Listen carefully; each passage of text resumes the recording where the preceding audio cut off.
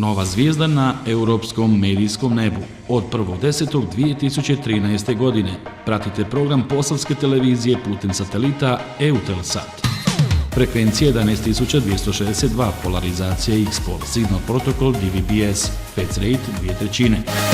Ma gdje bili u Europi, Posavina je s vama. Vaša posavska televizija na satelitu Eutelsat.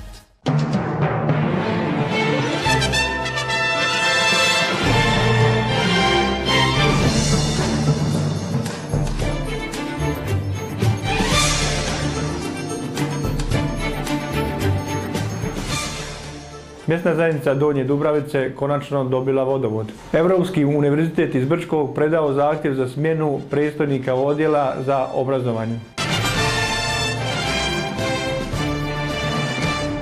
Dobro večer, poštovani gledatelji, vi gledate Posavske vijesti.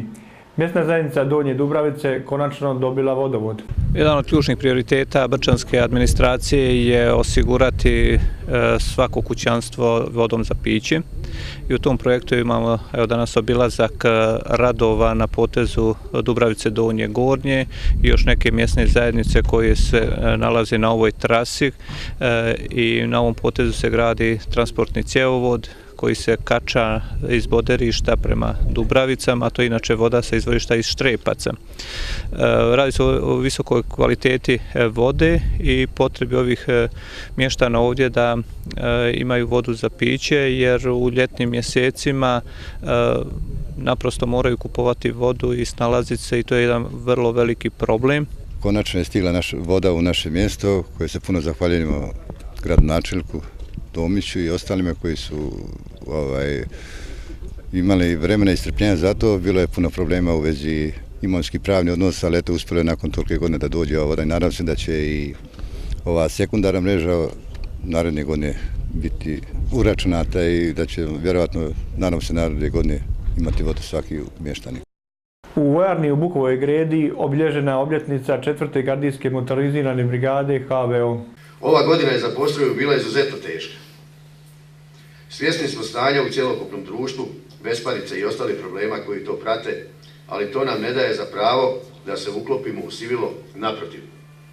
Postrojba je u ovoj godini u potpunosti odradila sve aktivnosti koje su planirane, pogotovo oko obuke novih vojnika. Uskoro se očekuje povratak pripadnika Bojne iz misije ISAF.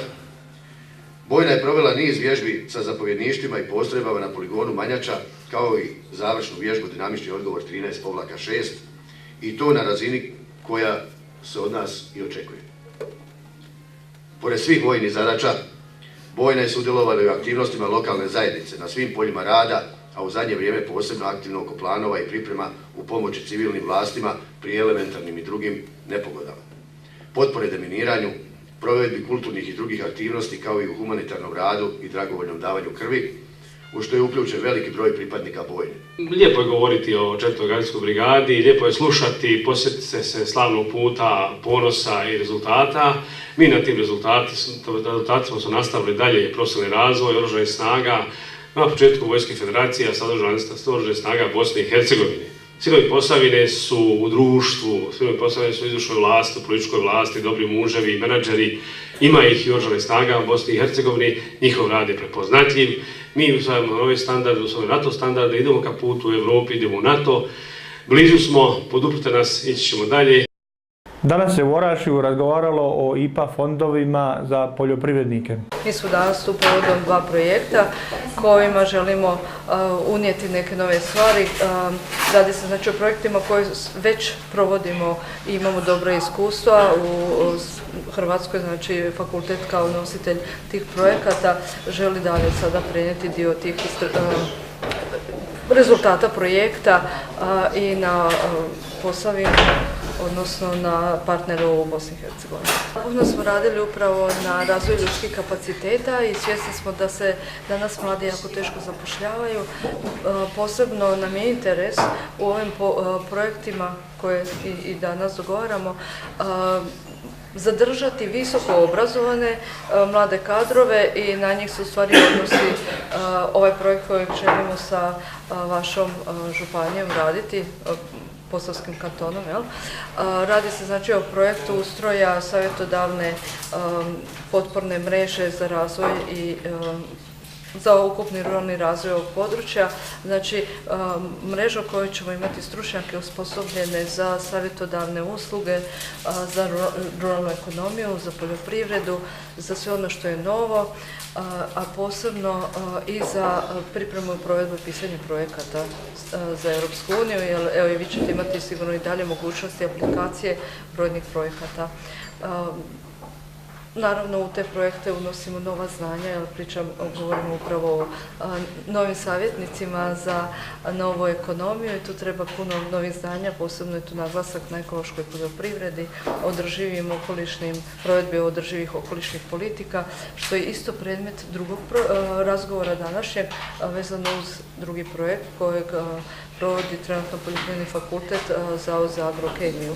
Evo i tu smo i radi tog projekta, radi partnerstava u ovom dijelu Posavine, da oba projekta ugovorimo danas.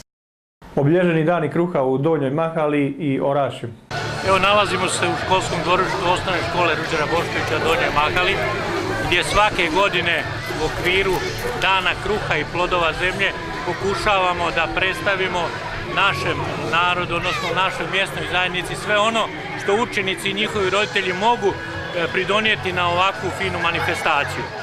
Kako sam već rekao, to je manifestacija koja se tradicionalno obilježava u našoj školi, gdje mi ostvarujemo suradnju sa nama dragim roditeljima i sa mjesnom zajednicom. Na koji način? Tako da u školskom dvorištu organiziramo jedan mali sajam, predstavljamo staru hranu, stare kolače, a iznesemo i određene predmete kojima se služile naše bake i djedovi. Na taj način zaista čuvamo jednu bogatu tradiciju naših djedova, naših baka, i to vi možete ovdje da i vidite na ovoj priredbi. Ove godine smo po prvi put pokušali da predstavimo nešto novo. Evo, napravili smo čak i pečenje jedne pečenice, da vide da ti mladi ljudi isto znaju raditi nešto što rade i njihovi roditelji. Europski univerzitet iz Brčkog predao zahtjev za smjenu predstojnika odjela za obrazovanje. Europski univerzitet danas predaje inicijativu za smjenu Momčila Poljića sa funkcije šefa odeljenja za obrazovanje u vladi Brčkog distrikta. Tu inicijativu potpisalo je preko 1600 nastavnika, studenata, njihovih roditelja i građana sa teritorije Brčkog. Razlozi zbog čega podnosimo ovu inicijativu su uglavnom javnosti poznati, a oni su posljedica našeg nezadovoljstva njegovim radom i odnosom prema Europskom univerzitetu, koji je krajnje negativan i njegovo ponašanje je nezakonito, tendenciozno i preduzima se njegove radnje koje preduzima prema nama su usmjerene u pravcu ometanja našeg rada kako bi fakultet na kome on radi mogao da stekne bolju poziciju i kako bi upisao što više studenata. Takvo ponašanje je suprotno opštim pravilima o ponašanju državnih službenika, pogotovo onih koji su na određenim funkcijama, jer pozicija na kojoj se nalazi nalaže mu zapravo da se prema svima ponaša na istovjetan način, što on ne čini tako, već zloupotrebljava službeni položaj kako bi nama naneo štetu i tu štetu nam je već naneo, što se ogleda kroz smanjen broj upisanih studenata, zbog čega smo mi protiv njega podnijeli 3 krivične prijave i podnijeli smo 3 tužbe nadležnom sudu kako bi nam Brčko distrikt, u čije ime on nastupa, naneo materijalnu i moralnu štetu koju smo pretrpeli. Kazalište Merlin iz Zagreba nastupilo na Frančeškovim danima. Ovo je 3. predstava danas. Igrali smo u podne, pa smo igrali oko 2. To je bila ekstra predstava jer je došlo previše djece na prvu predstavu i sad eto ova fina večernja u 18 sati koja počinje.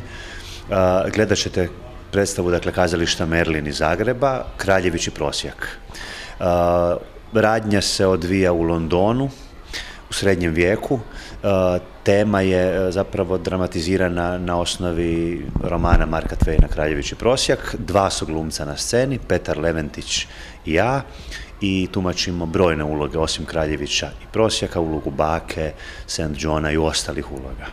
Eto, radi se o jednoj klasičnoj priči, nekakve, pod navodnicima, borbe, ali da, siromaštva, bogatstva, uopće shvaćanja tko je siromašan, tko je bogat, zašto siromašan, zašto bogat i kako uopće živjeti u ovom svijetu koji je sav izokrenut, a da nam bude svima na neki način dobro. Evo, jedna topla ljudska priča kroz 2 dječaka. To bi bilo sve za večeras. Hvala vam za pozornost. Vidimo se u ponedjeljak u 20 sati.